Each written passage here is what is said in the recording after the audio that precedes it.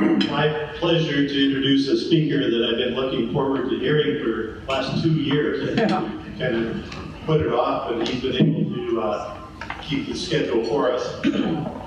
Russ Becker is CEO of API. As many of you know, it's Lee Anderson's former corporation.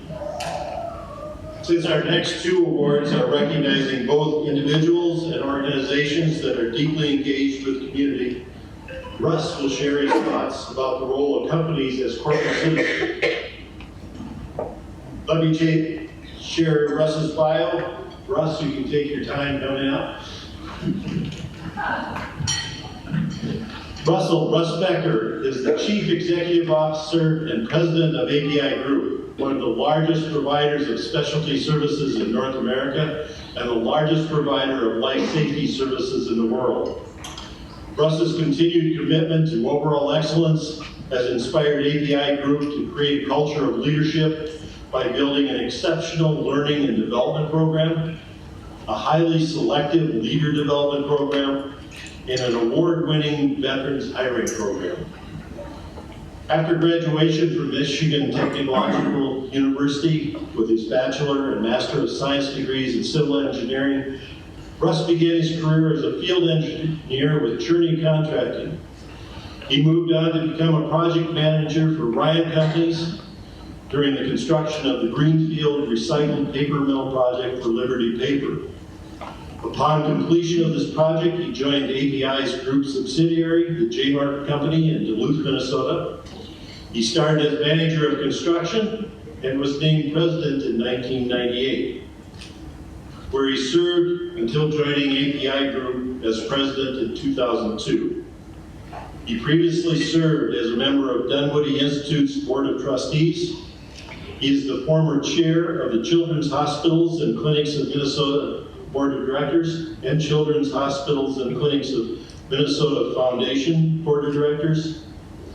He currently serves on the Children's Foundation Board of Directors, the Liberty Diversified Industries Board of Directors, and the Marvin Company's Board of Directors. He also serves on the advisory board for the School of Engineering at Michigan Technological University and the board for the Construction Industry Roundtable. Russ is an active member of the Young Presidents Organization and the Minnesota Business Partnership. Russ resides with his wife, Trish, and 3 sons in Delwood, Minnesota. Please welcome Russ Becker.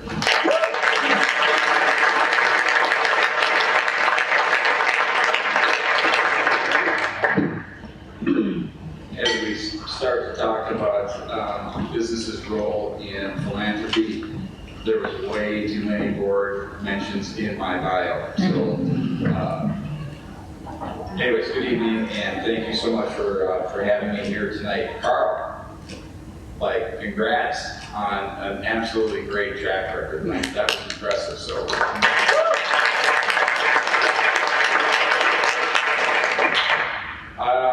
in advance, congratulations to Mid-Minnesota Federal Credit Union, Dr. Severson, and the work of Jean Collins. I can't even imagine how proud her family would be of her, but the contributions to the community that all of those entities have made is really quite impressive.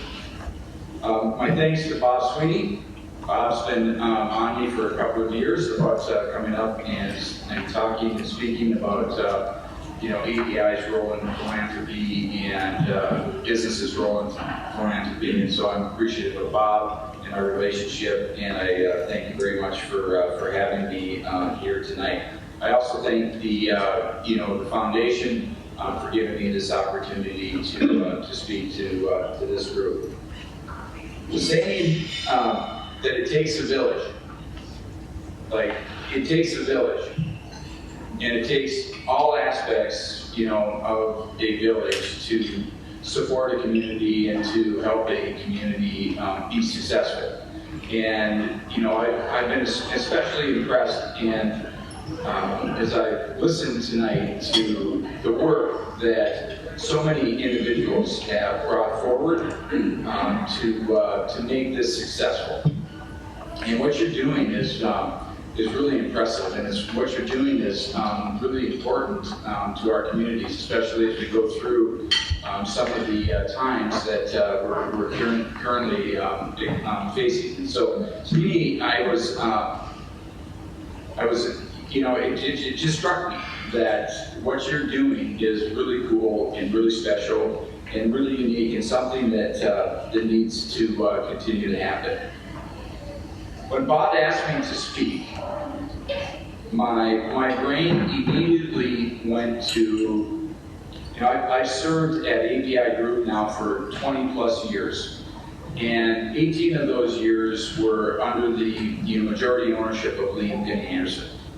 And my brain immediately went to the leadership that Lee and Penny have shown from a philanthropic perspective, you know, in the Minneapolis-St. Paul community, the broader community, you know, institutions of higher learning that are important to them. And to me, this is a big part of this is about leadership and what leadership means and what the commitment to your community, you know, ultimately means. And Lee and Penny have demonstrated that leadership for many, many years, and it's something that's been impressive to me. We have transitioned now to a publicly traded company. And as I've gone through that transition, I've recognized the differences that private companies and private enterprises can make in our communities and from a role in philanthropy. And I think that's something that's important to recognize, and I think it's something that's important for us to talk about, and something that's important for us to ultimately change. Because at the end of the day, my message to you is that business is not doing enough from a philanthropic perspective. ABI is a company today that operates in over 20 countries, you know, worldwide. And when I think about what's happening, you know, in the greater parts of the world and the impact that we can have as an organization on our communities that we serve, it's really kind of almost overwhelming. Because I think that we have an opportunity to really stand up and make a difference in people's lives.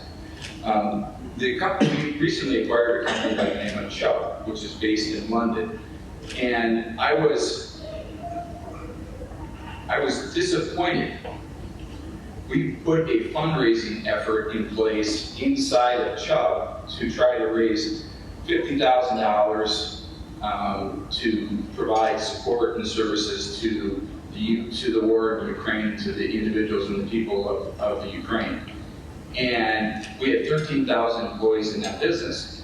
And for, you know, if that was ABI, we would have raised that money in like 48 hours. And it took us like a month to raise that money. And so the difference, you know, from a culture perspective and what you establish in your business and what you make a priority is something that's very, very important. And I think that's something that I've learned from Lee from day one. And I learned that it's not always about the dollar either. And I think it's important to understand about giving your time as well as, you know, giving your dollars. And in all of my board service, from a nonprofit perspective, the things that are most important to me when I think about a new board member is your ability to give, get, and do. And that's your job description. Give, get, and do. And are you willing to give? Are you willing to go out and get people who will give? And are you willing to donate your time to that cause? And Lee showed me early on that, like, I need to be involved in my community. And he was super supportive when I joined the Children's Hospital Board. He was super supportive when I joined the Dunwoody Board and other nonprofit boards as we continue to give back. He was also super supportive of our ability to say, hey, employees, we want you to feel free to donate your time to Habitat for Humanity, you know, where we built homes for the homeless or for veterans needing homes. for the United Way, for organizations like the Ronald McDonald House, as well as many others. And to me, that's something that's super important. And as a company and as an organization, you can take those opportunities to create team building events and bring your people together, bring your team members together to build camaraderie and support amongst one another.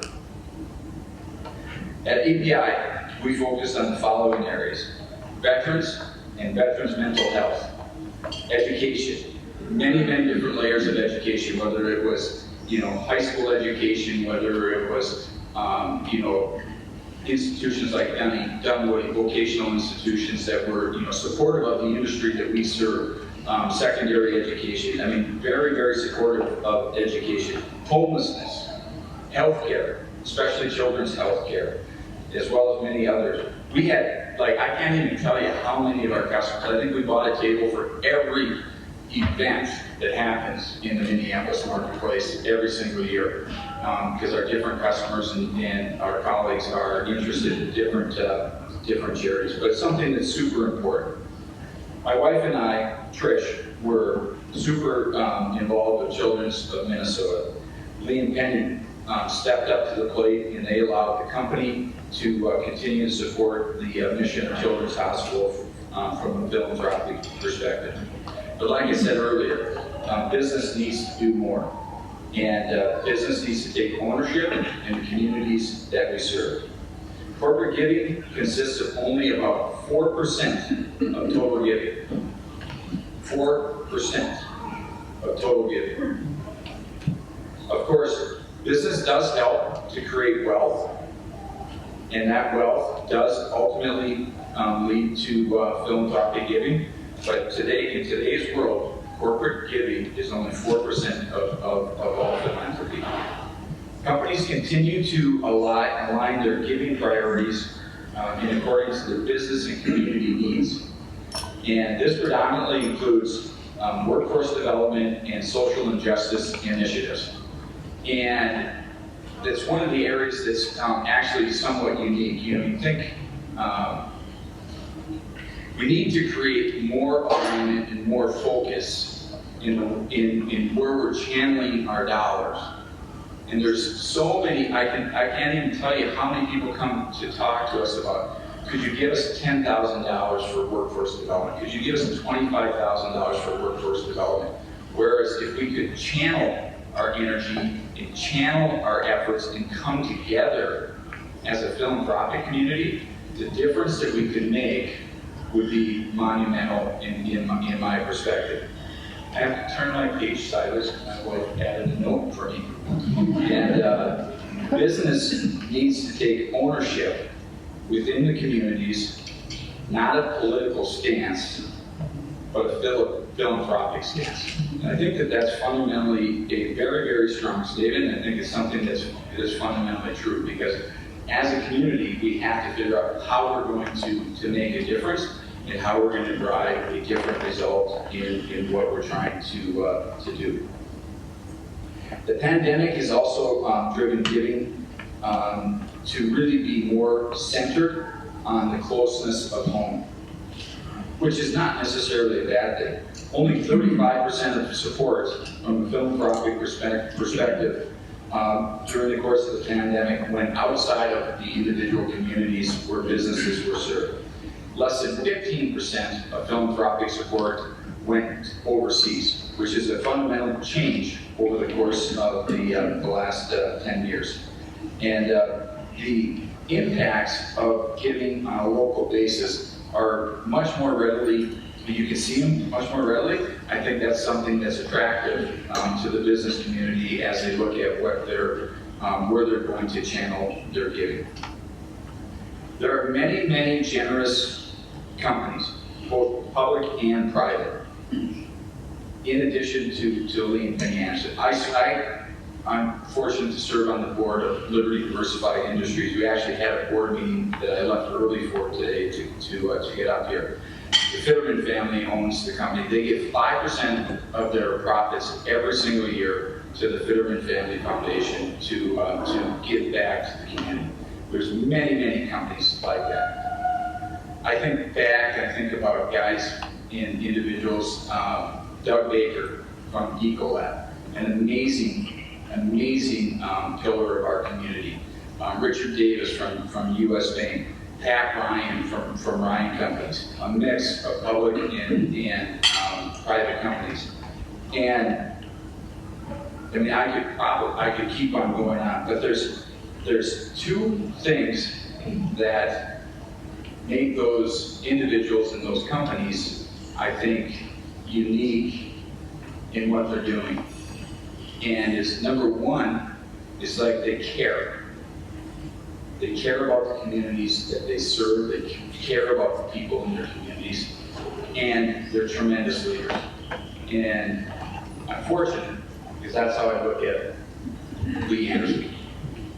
The man cares. His wife cares, the family cares, and they've given back so much to the community, and leadership matters. And leadership is something that you really can't take for granted as it comes to philanthropy. So I appreciate the opportunity to make some remarks with you tonight. I appreciate you having me here tonight, and I hope you only continue to have success in what you're trying to accomplish as an organization, because the things that you guys are doing is really quite cool. So thank you. Thanks so much, Russ. Was a couple of years back, I was looking at the Star Tribune. My daughter was kind of looking for work at the time. And so we were looking for those best places to work in Minnesota. And the Star Tribune ran a series of that. And it was, Lee, when you were still in primary ownership of the organization, and Russ was in a leadership role as well. API was listed as one of those top workplaces in Minnesota, large companies to work for. I can see why. It's because of that leadership that you have and that community that you have. And then you're going to see in the video in a second too the role that Norson has played in giving back to the community. And Bob, thanks for your leadership, and Andy now for your leadership in that role as well. So we appreciate that. And it's appropriate tonight that we have that message, because this is the first time ever that our award of philanthropy is going to go to a business or an organization and not an individual or family. So very timely, so thank you very much.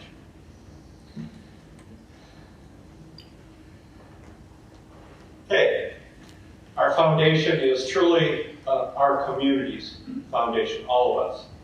It belongs to us. So please note, again, all the funds that are back of the program, there's a story behind every one of those funds. And some of you know those stories, but we're getting to know more and more all the time, and it's one of the best parts of this job. So without our donors and supporters, we don't exist, and our community would be the worse for it. We always promote this idea of leaving your legacy. I think all of us strive to leave the world a better place, whether it's through our children, our work, our volunteerism, or through our philanthropy. A Greek proverb speaks to philanthropy, it's on the screen now, and selfless giving, that a society grows great when old men or people plant trees whose shade they know they shall never sit in. There's a list of all of our Legacy Society members on the back of the program. Last year we honored 3 women for their generosity, not only during their lifetime, but will also do so in their passing. And this year we are honoring 2 individuals in our organization that epitomize that proverb. All 3 made significant impact to build community, one through legacy giving, one through international mission work, and an organization building the capacity of its membership through financial education, counseling, and investments, and supporting their local community through grants, scholarships, and education. So Tim, will you join me on the stage now for our presentation part of the night? So to kick off the award portion of our event, I want to introduce Tim Bergen, our board treasurer and chair of our development committee that selects our award and philanthropy recipients for board approval. Tim's also on the CG, Community Giving, Investment, Finance, and Efficiency committees, and with his wife Ann are fund holders and Legacy Society members. Tim is what we call in our business an engaged board member. Tim and Ann are very active in other nonprofit organizations as board members, volunteers, and donors, and Tim's entering his last, 9th, and final year on the BLACF board. So please join me in recognizing Tim and Ann for their contributions to Brainerd Lakes Area Community Foundation.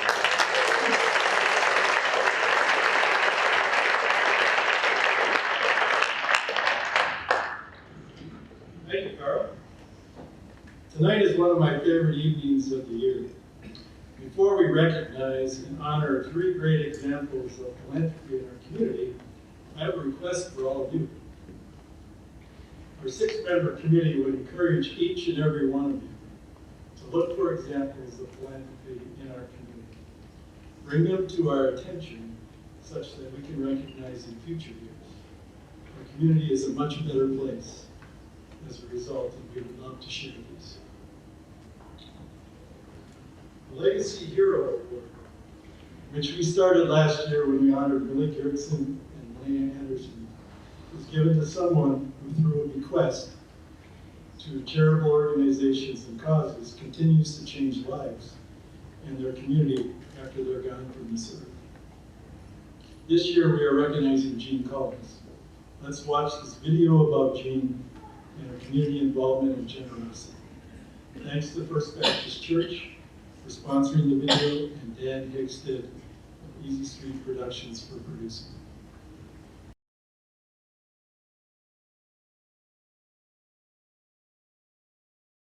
Well, we're delighted to honor Gene Collins with our 2nd annual Legacy Hero Award here at Brainerd Lakes Area Community Foundation. I personally happened to serve with Gene on the Brainerd and Baxter Kiwanis clubs and saw how she was willing to jump in, play a leadership role both in the clubs but also on a state and district level. And Gene loved Kiwanis because Kiwanis loved kids, and that's who Gene was. She was someone who dedicated her life to kids and continues to do that after her passing. So once again, we're honored to honor Gene.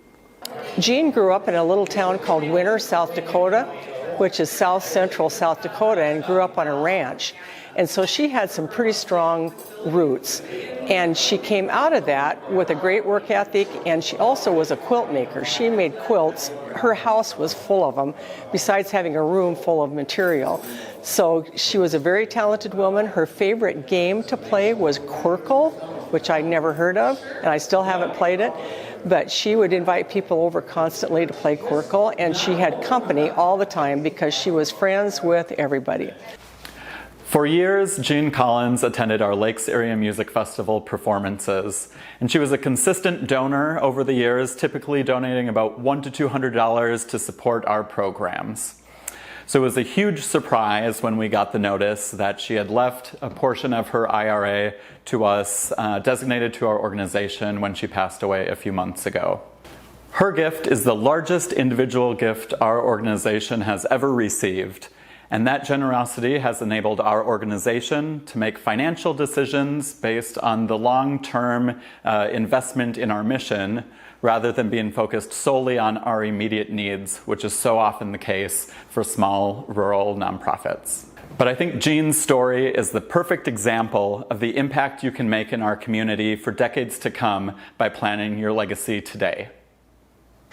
And she has inspired me and my kids to reach out into the community and serve others. There's a joy that she got from that just surpassed all others. The Brainerd Public Schools Foundation is a partner fund of the Brainerd Lakes Area Community Foundation. They hold our endowed funds. As a retired teacher, she chose us. She trusted us to facilitate her estate and use some of those dollars to benefit our students, enhance opportunities. And so one, just the fact that she felt enough about what we do in our mission was pretty impressive, and we're really grateful for that. And secondly, the financial part of the gift will allow us to not only offer a scholarship, and we're still playing around with some ideas here, but we're looking at trying to figure out how to benefit the Family and Consumer Sciences program, because that's where her passion was. We're really excited about what this gift will mean, and not just a legacy with Gene's name, but the impact will be so great we can't possibly know the end. So. Well, I'm Dave Grotsky. I've been pastor here at First Baptist Church for 32 years, going on 33, and I met Gene right away when we got here, and so she's been a dear friend for 32 years, and looking forward to more years in glory with her. She's waiting for us, I'm sure, her whole church family, because she was vitally involved at First Baptist Church. We love Jean because she asks great questions. One of the great questions that she would ask is how much do we still have on our mortgage? Now, we've had a number of building projects, and so it just seemed like that mortgage just kept going and going and going. And we would expand and build, and Jean would say, okay, well, how are we doing on the mortgage? What does it look like? So we would answer those questions, and it just seems like, well, the end isn't in sight. When Jean passed, she gave to us at First Baptist Church enough to completely retire our mortgage. And what a year to do it. We are going to, on that Sunday, burn our mortgage out on the soccer field because of Jean Collins. And what a gift she's left. I'm hoping that God will allow her and call her over and say, hey, look down there at the soccer field, see what's going on here, and realize that you were the one that made this possible for First Baptist Church. Jean has impacted numerous nonprofit organizations with her gift from her IRA, and it's going to make a huge impact in our community, so we're really truly honored to bestow her with that award.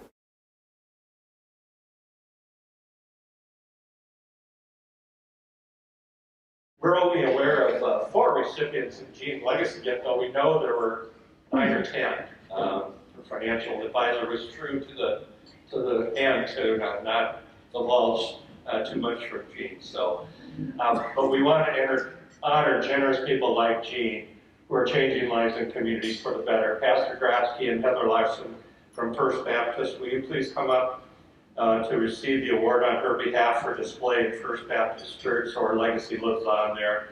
And also Jessica Gangle from the Brainerd Public School Foundation, David Jeremiahson from the Brainerd Kiwanis Club, and Scott Likens from Lakes Area Music Festival. All please join us up front here as recipients of Jean's legacy gifts. And thanks to Steve and Cindy Clow family for sponsoring the Legacy Hero Award. So let's hear it for Jean.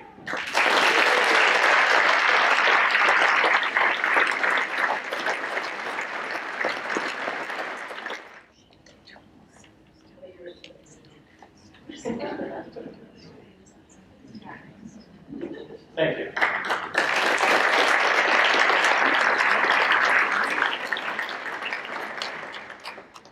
That was fun.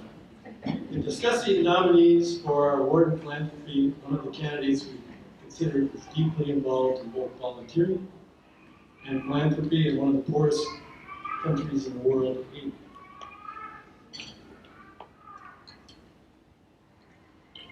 While our award in philanthropy recognizes those who are generous in our local communities, the work done by our next honoree is nothing short of phenomenal.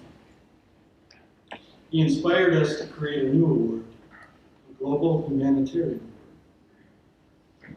I've had the privilege to work with him in my previous career, as well as get to know him and his wonderful family. It is our honor to make this inaugural award to Dr. Paul Severson. We will now watch a video that tells part of the story of Dr. Severson and Project Haiti.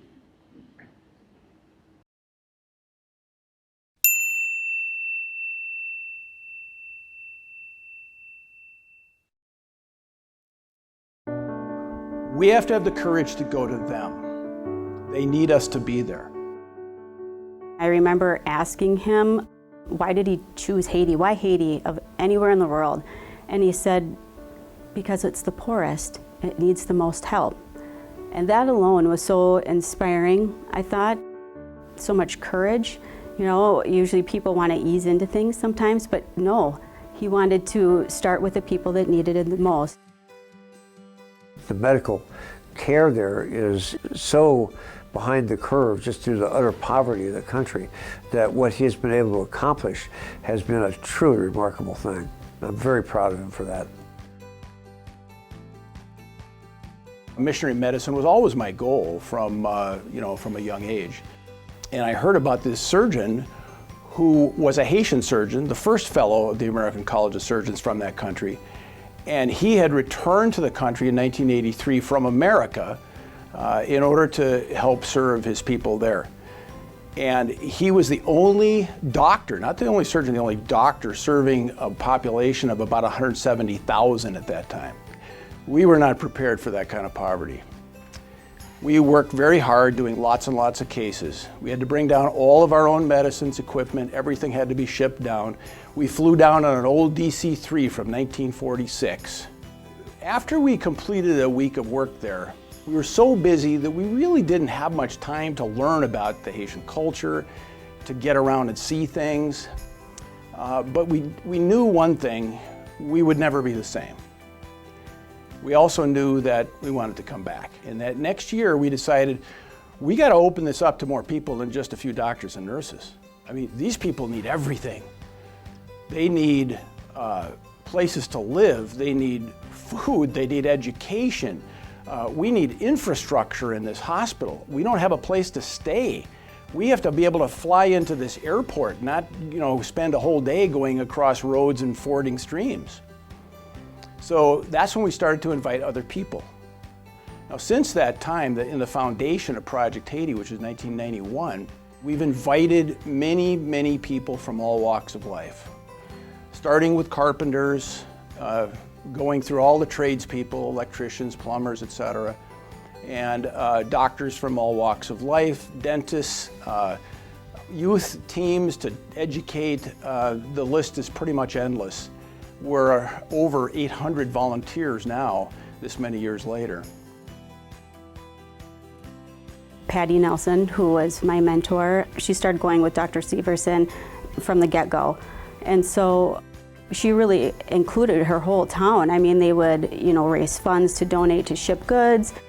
Both the hospitals, the one in Aiken and here in Crosby, I think almost every department would save any kind of extra anything to ship it to Haiti. So it really ended up being more of a community event. When we built surgical suites on the hospital, this was thought to be impossible in a city with no running water, no electricity. How do you build something like we have here at CRMC? Well, the geniuses came from Norson, right here in Brainerd. That company donated all of their services. We had some brilliant people. We had funding from philanthropists in the area. And we were able to accomplish that in just a few weeks. It was like a miracle to me.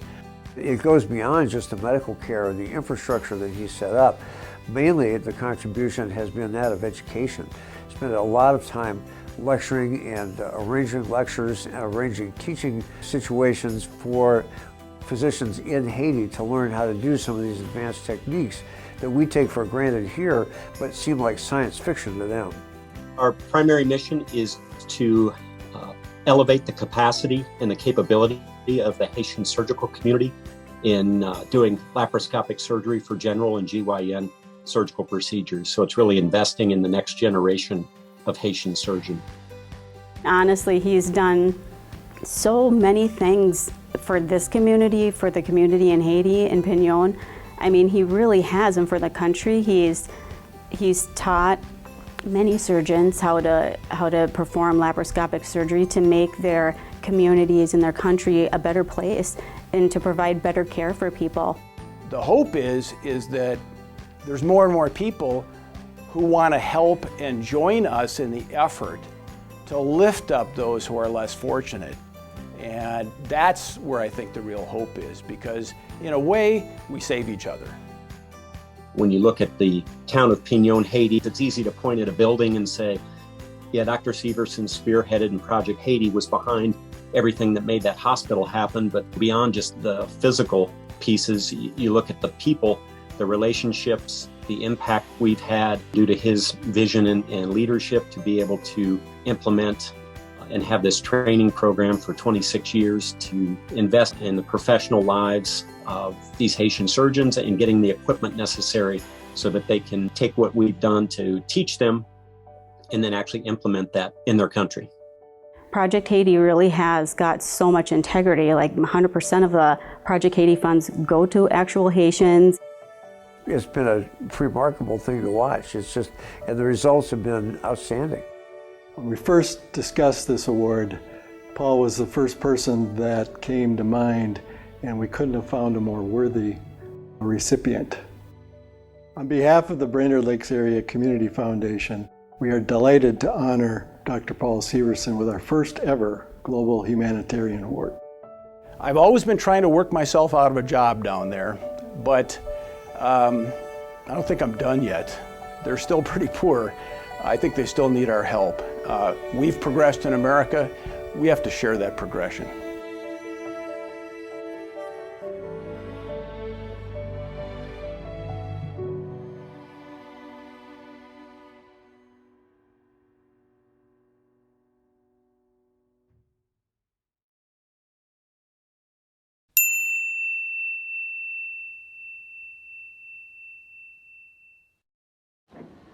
Before we invite Paul up, I will read a short bio about him and his work. You can follow along, it is in your program. Paul Severson, MD, surgeon at CRMC, was selected to receive the inaugural Global Humanitarian Award in recognition of his kindness, generosity, and passion for helping others. He has assisted in raising millions of dollars for Haiti's healthcare facilities and has served as a volunteer physician for 30 years with Project Haiti, a nonprofit organization he founded that now has 800 volunteers who provide humanitarian relief to the impoverished people of Haiti. He has made over 70 trips to Haiti as a missionary volunteer to teach laparoscopic and endoscopic surgery to more than 300 surgeons. Project Haiti also supported hospital finance by infrastructure improvements, expanding to add surgery and education wings, a dormitory, airport, and primary school in Pinyon. He's looking forward to spending more time there during his upcoming retirement. I'd now like to invite our board chair, Jim Kraft, up again to join us, as well as Lily Farrow from Ameriprise Financial. Please join us up front as well.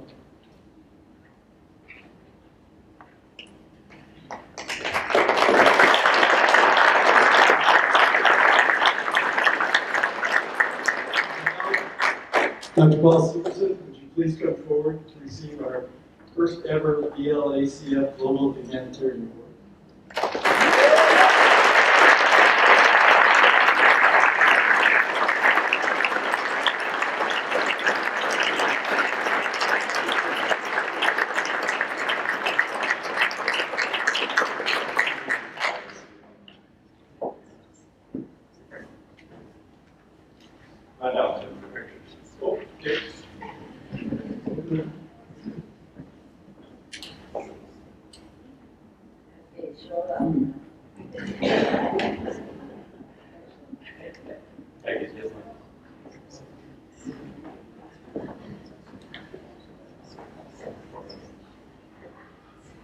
Now we'll hear from Dr. Severson. Thank you, Tim, Carl, Jim. I'm particularly grateful to the foundation for creating this award, which clearly demonstrates your expansive vision for a future where young people would desire to not only care for the people in their own community, but for those throughout the world. Congratulations to the entire board and the many growing number of philanthropists who might support this vitally important foundation.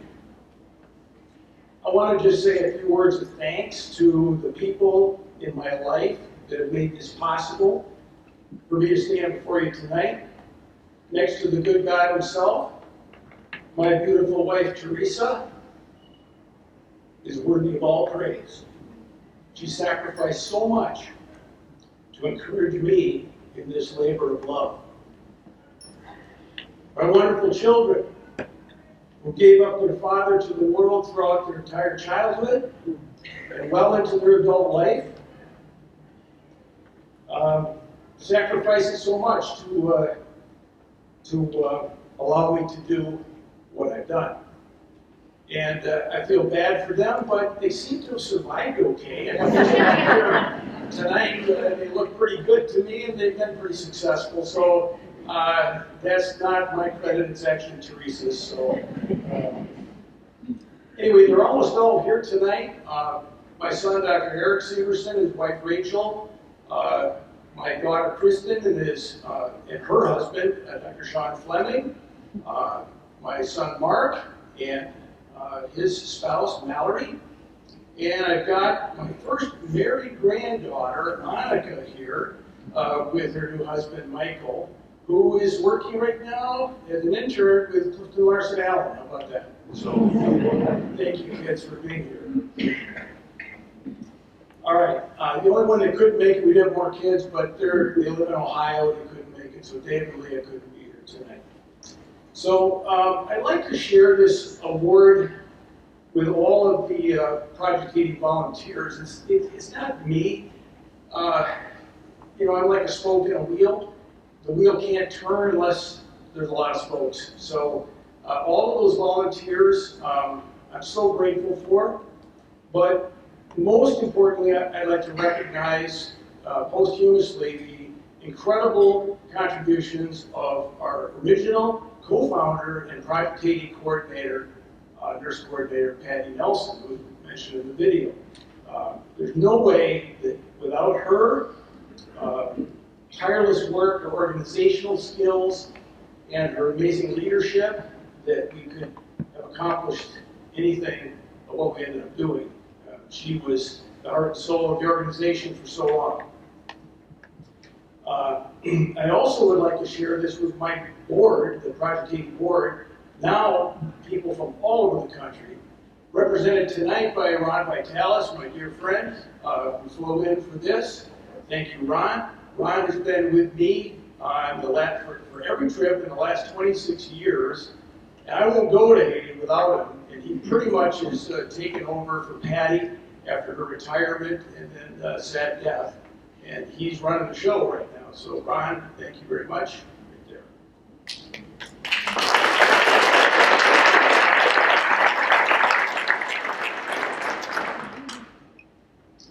All right.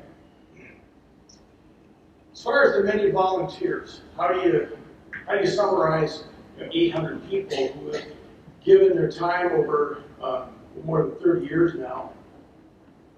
Their time, their treasure, their talent, all of the money that's ever been given to Project 80, we've never funded a single person, and given money for them to go. They've always had to pay their own way, take their own vacation time, and head down to Haiti with that much love in their heart. That's pretty unusual for an organization, but it's a promise that we made over 30 years ago that if anybody gave to us, we were not going to use it on some wealthy person from America. It was going to be given to the Haitian people. So I just want to give thanks to all those doctors, nurses, dentists, and all the other healthcare workers, but also the many skilled professionals from all walks of life who have come down there freely and lovingly donated themselves and their skills, both in Haiti and here at home. And speaking of home, I can't tell you, first of all global work begins at home. Nothing happens globally without a core at home. And that's how we can do it, because if it weren't for my amazing partner, Dr. Howard McAllister, who's here tonight, who basically took care of 2 hospitals, sometimes for 2 or 3 weeks at a time while I was off in another country, sacrificing himself in that way, and then later on coming down repeatedly to help with the teaching and being so supportive of me personally, couldn't have been done. So thank you, Dr. McAllister, so much. I appreciate it so much. What about my hospitals? CRMC, Aiken, the Riverwood Hospital there, amazing support. Whatever we ask for, they just seem to say, absolutely, we'll take care of it. And tonight, like 3 or 4 tables here, so it just speaks so loudly that we have such great support from our organizations here, and for me, so grateful to CRMC. The donors, some of whom are in this room, some of whom have passed, the great Fran and Clarence Holden, give so much to help build the hospital that we built. We're very fortunate to have Arnie and Joanne Johnson here. I personally, with Patty Nelson, brought those two down to Haiti. I had to have them see it with their own eyes so that they could be willing to open up their hearts and, of course, their checkbook. And they did, trust me. The corporations that helped in our area. We had over 30 corporations here in central Minnesota that helped build that hospital. But who spearheaded it? Norson. Bob Sweeney's here tonight. Norson, unbelievable. The planning sessions and things that we did. We built a hospital, OR, the only one in the entire Caribbean, equal, in fact, as good as what we have at CRMC or any other hospital in the U.S., and did it in less than a month. It was absolutely amazing. So I'm so grateful to Norson for that and all of the other corporations that they brought into the fold for us. So I was asked during this interview, which wasn't on the interview, how does your example inspire the next generations to enter into the work of serving the global community? Well, the answer to that is I believe that every one of us at different times in our lives will have the opportunity to help. Someone will ask you for your help. And the way to get started is to simply say yes. In a world where it's popular to just say no, I'm telling you the exact opposite. I'm telling you just say yes. And I'd like to introduce to you, as an example, a real-world example, and ask that question for you. I've invited my nephews and nieces here tonight so that you can meet them. And they're the children of my brother, John Severson, who are here, and his wife, Terry. And I would like McLean and Johnny and Susan, they can do it, it's okay, and Jude and Maddie and Victoria. Well, Victoria's not here, right? Yeah. But can you please stand up and stay standing until I'm done with you, okay? All right. McLean is now a doctor. He's a dentist, Dr. McLean Severson. He started going there when he was in college. And now, Dr. McLean Severson is the partner with Dr. Sean Fleming at River Oaks Dental in Aiken and Crosby. He is the head of Project Haiti Dental, and he's on the board of Project Haiti right now. And he started there when he was a kid, all right? His next brother, Johnny Severson over here, is a doctor of physical therapy, practices in CRMC, and he was the next brother, and this kid is amazing. He came down there, we interviewed people to see what would be most helpful to the community. Well, he focused on the Catholic priests there and said, we need a radio station. You're like, what? A radio station? Well, yeah, that's because the people out in the country are so poor, they never can they can't learn anything, they don't have any education, they can't get to church, they can't, if they had a radio station, we could reach them. So, I don't know, it makes sense. So here's this young man in college for 3 years, he gets Benedictine College to raise all the money for an entire radio station, brings down teams year after year.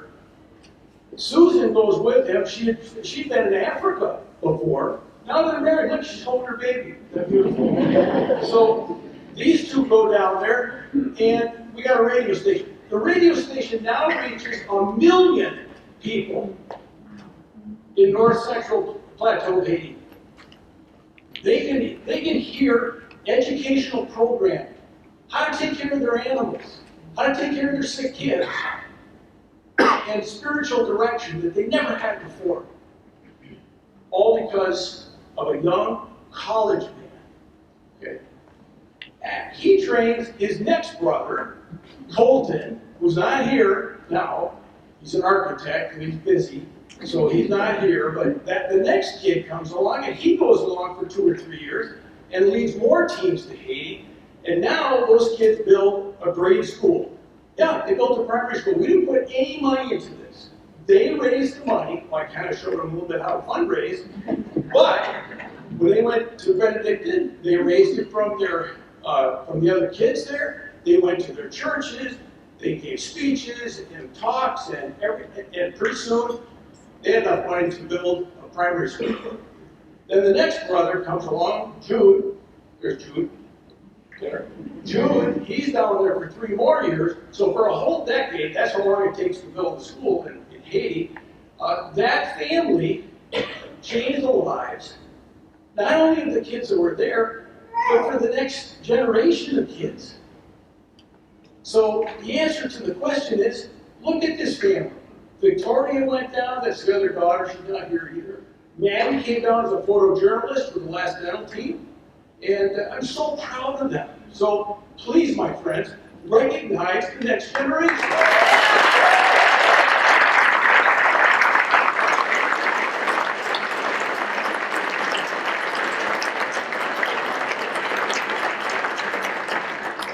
In closing, I'd like to appeal to all of you.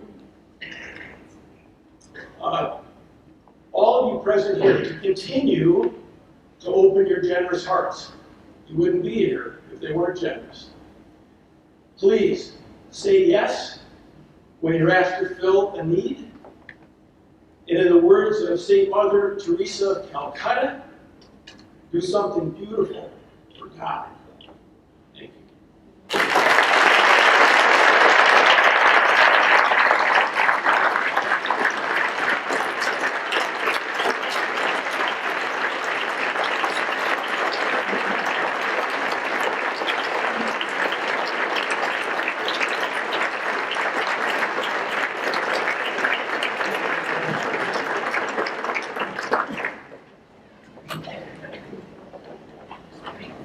We give you a copy of this tree for the grandkids. It's a giving tree by Shel Silverstein, and kind of based our logo. You see a lot of trees, so keep passing that word on.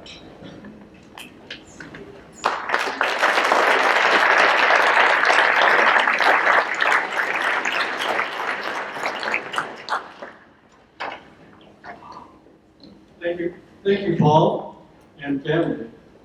We've been blessed in our own community with many people like you and others who are here with us tonight who have been deeply involved in philanthropy. We hold this very event to recognize those people who give of their resources so that others may have a better life. We want to recognize all of our past award and philanthropy recipients. So to all of you here, when you hear your name, please stand. Let's hold our applause until all have been introduced. Our award and philanthropy recipients. John Sullivan, 2005. Fran and Clarence Holden, 2006. Linda and Bernie Roberts, 2007. Kathy and Bruce Buxton, 2008.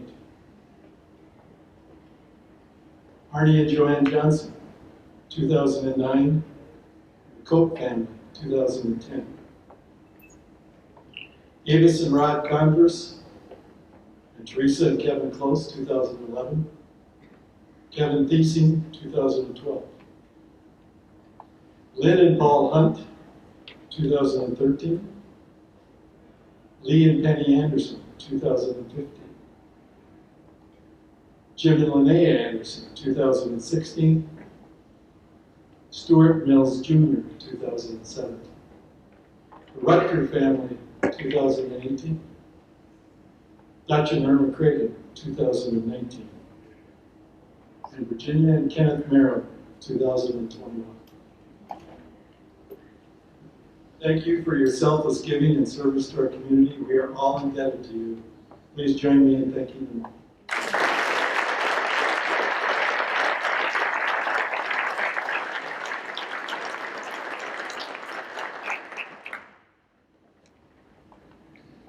Now, to kick off another tradition of the Award of Philanthropy presentation, our logo and award, as I said, are based on a tree for a couple of reasons. One, it's inspired by the book, The Giving Tree, which we award to our recipients, and it's a classic story about selfless giving. In addition, as the saying goes, there are two great times to plant a tree. One is 20 years ago, and the other is today.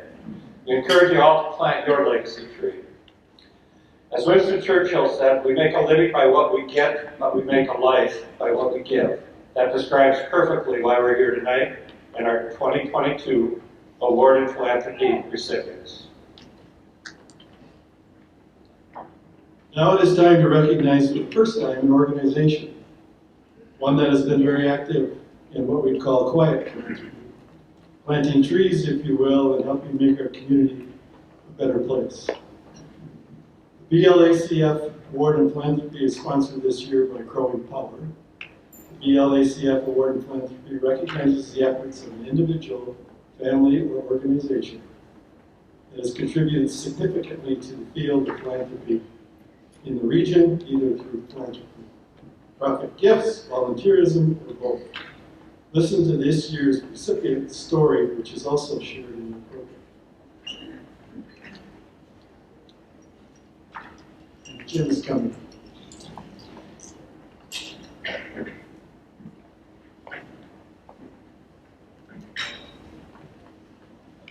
Thank you, Russ, for your remarks. They're very fitting for tonight as we look to gather to award our first organizational award for philanthropy. We are especially pleased this evening to welcome and offer our sincerest congratulations to our friends from Mid-Minnesota Federal Credit Union as the newest member of the Award in Philanthropy family.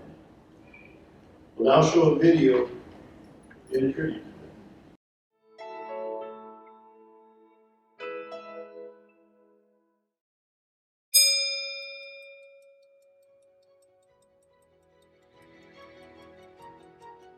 We don't do this about the recognition. We do it about the needs within the community. There's a business case for doing good. I think that our members see that. We have people that are members of Mid-Minnesota because of the social responsibility, donations, financial education. We have 4 core values, and they are personal responsibility, integrity, teamwork, and sense of community.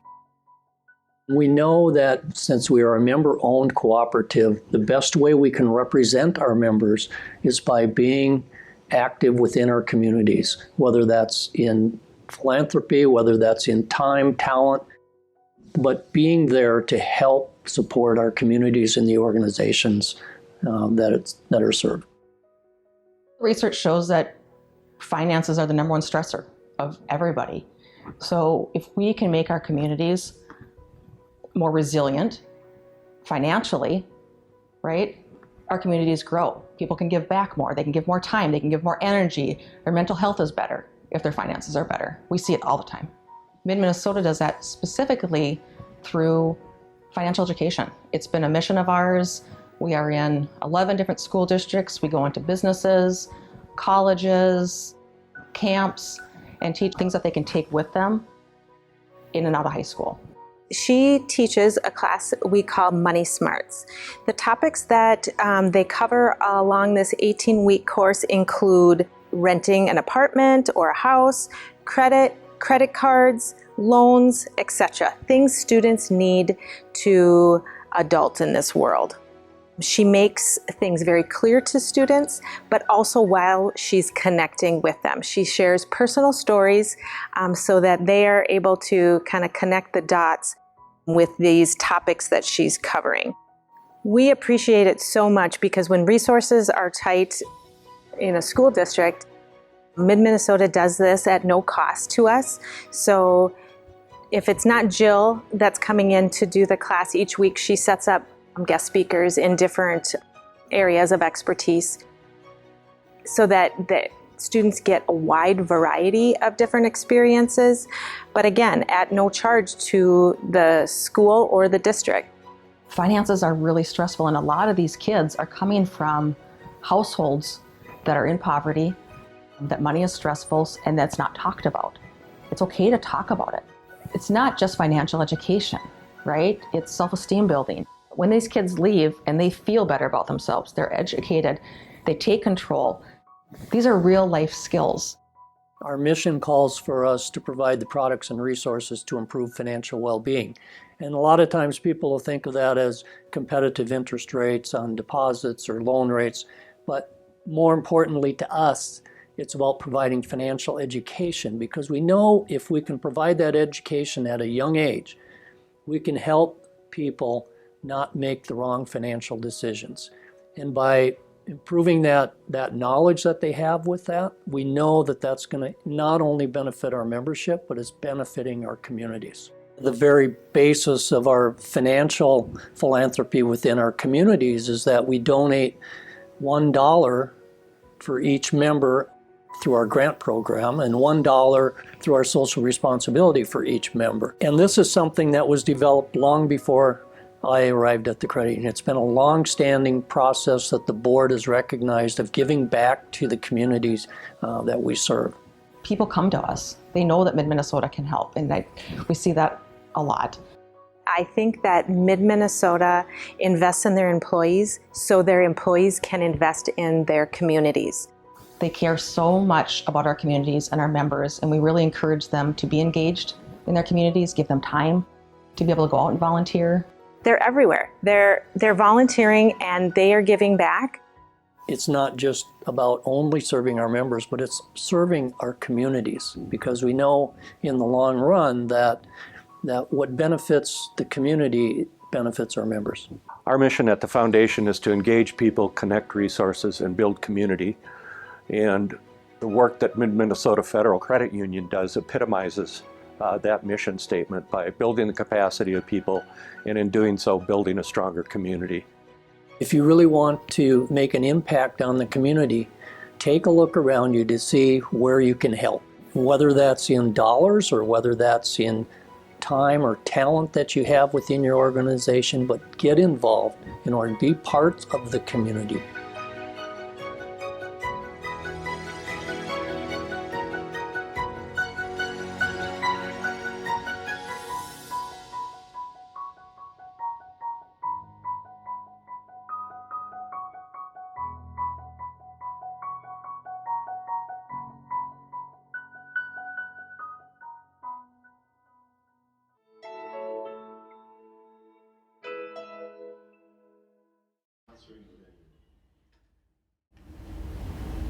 Mid-Minnesota Federal Credit Union has been generous in the monetary support of our community. Just a few of the benefactors are Brainerd High School Strength Program, Lakes Area Restorative Justice, Kinship Partners, and Northland Arboretum. Monetary contributions are not the only factor making Mid-Minnesota worthy of the award in philanthropy. Equally important is their community engagement in providing financial education to high schools and other organizations, including their poverty simulation that stimulates empathy that will help grow the next generation of philanthropists. Beyond these programs, I've witnessed firsthand the volunteerism that Mid-Minnesota has shown with their employees. I know that culture needs to be built, as Russ had mentioned. Truly being a good corporate citizen is what Mid-Minnesota Federal Credit Union has our award winner this year. Thank you, Growing Power, for sponsoring the award in philanthropy. Chuck Albrecht, please come forward to receive the award on behalf of Mid-Minnesota.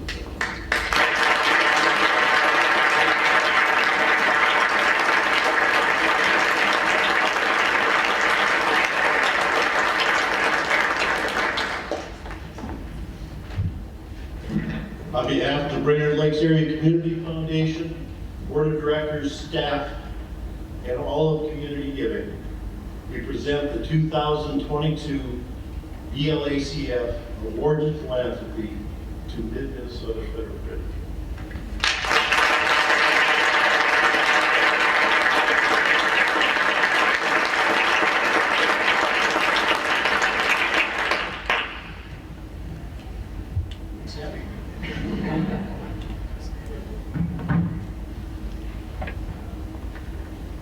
Mid-Minnesota is honored to be receiving this award and recognition.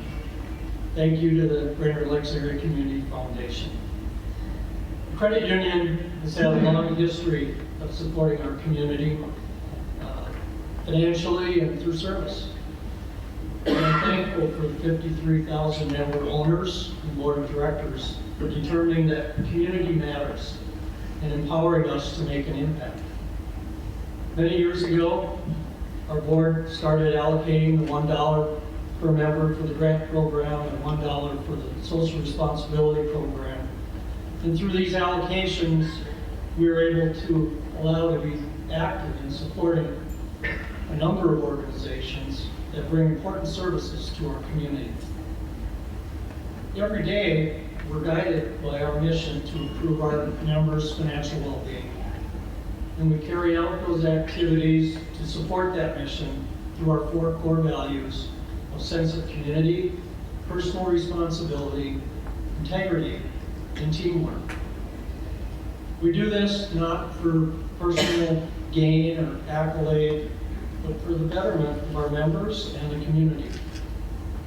Through our financial education programs, we've been able to reach out beyond our members to impact young people and other organizations throughout our community.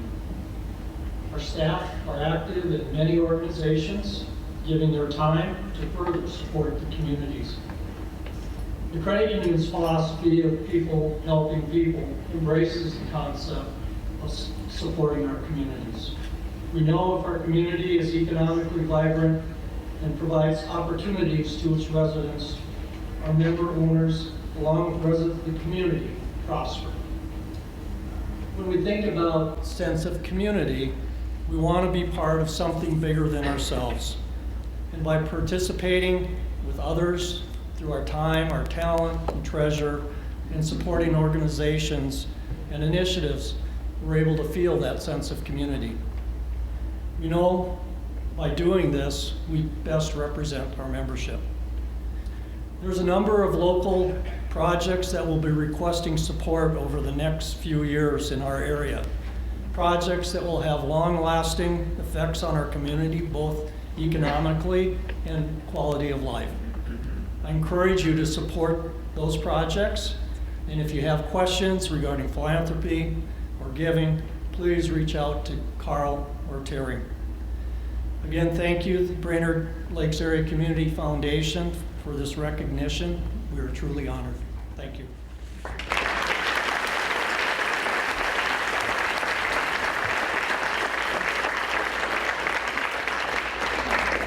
Congratulations, Chuck, and to all the team at Minnesota Federal. Here's your copy of the giving tree to put in the lobby for inspiring others. So thank you very much. Congratulations.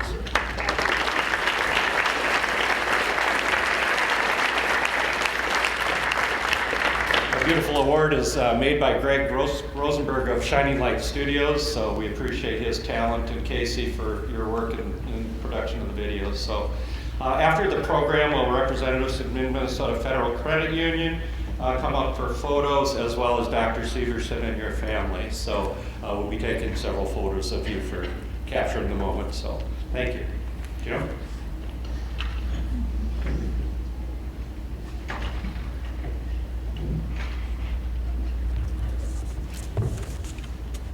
As another award and philanthropy celebration comes to close, we extend our congratulations to all of the recipients. And congratulations to all of you for being part of a generous community. We appreciate you as well. If you want to stay around and share some time with each other, they tell me the bar is still going to be open. Thank you again to all sponsors for your support. Please, sponsors, take the floral centerpiece with you as a token of our thanks. Thanks to all of you for joining us and making it a special evening. Good night. And we hope to see you again next year to help us to continue to celebrate philanthropy in our community. Thank you very much.